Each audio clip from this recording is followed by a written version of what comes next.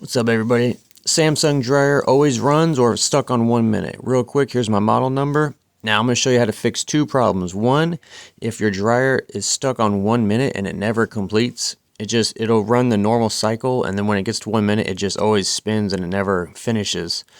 Okay, that's one problem. Now the second problem I'm going to show you is when this control panel is completely off, but the dryer is running. It's just spinning every time the door is closed. It just continues to spin even when the control thing says it's off, and the only way you could turn it off is when you open the door. I'm going to show you how to fix that.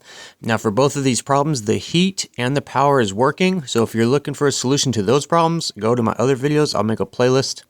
First problem I'm going to show you to fix is when it continues to run even when the control board says it's off. You're going to take these two screws out on these plastic white tabs back here, and once you do that, you're going to get one screw out and then get the other screw out on the little tabs. You can lift this up, and then right here is our power control board, otherwise known as PCB board. There might be a screw right here. If there is, take it out, but probably not. This is the little heat shield cover. We're just going to lift this up. It comes off, and here is our power control board. These go bad. They actually have two relays that always go bad, and they get stuck all the time. That's why it stays on right here and right here. Try to tap on these when it's stuck running and see if it turns off. If it turns off, then it's definitely a bad power control board, and you have to get a new one. These are non-serviceable, and so that's how you do it. Even if it doesn't turn off when you're doing that, you most likely need a new board. So I got mine on shopjimmy.com. The reason why I went here is because it was only $106, and they sell the updated PCB board. There's an updated part. I'll show you in a sec. But you can also get these on Amazon, though, if you want a little quicker shipping. I'll link them both below. Now here's the old board right here. That's the one that was my bad one. And then here's the new one. It looks different because they updated it so it doesn't sit on the dryer and get barbecued all day.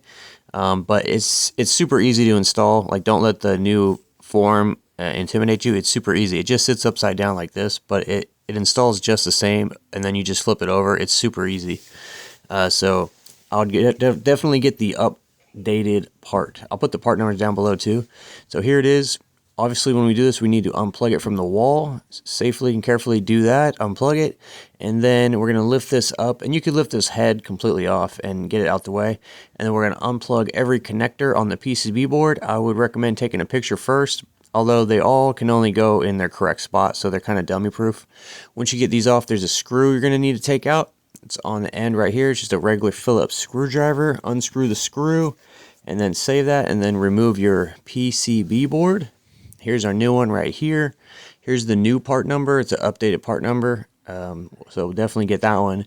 And then we're going to connect all the connectors again, how we were, just the same way we were taking them off. They only plug in one way, so just do the connector where it goes. Be careful not to damage anything. Make sure you get them in fully.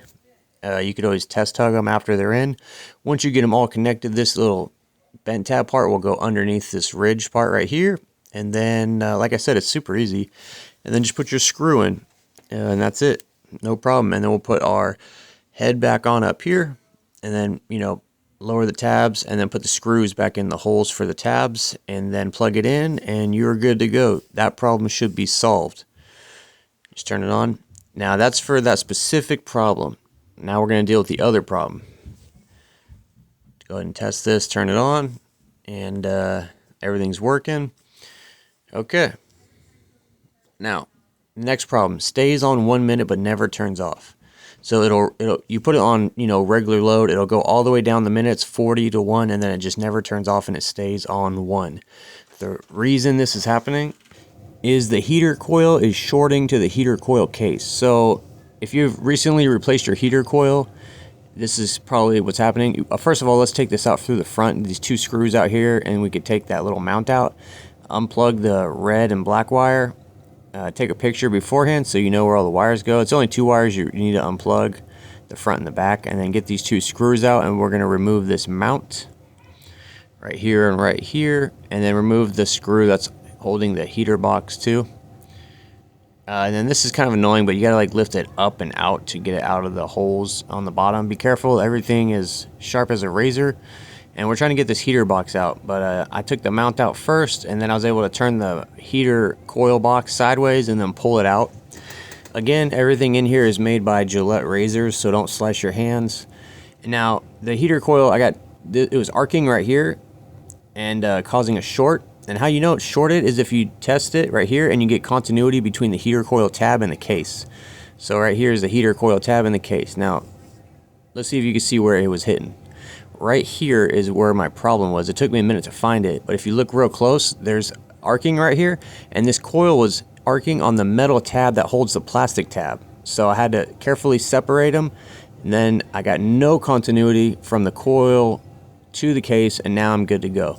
So I'm going to carefully put this back in, make sure your heater coil is not touching the case or the brackets in any way, and then it just goes back together how we took it out. And then obviously be careful because these coils are like super fragile, and then there should be continuity between the two tabs right here. That means your coil's good.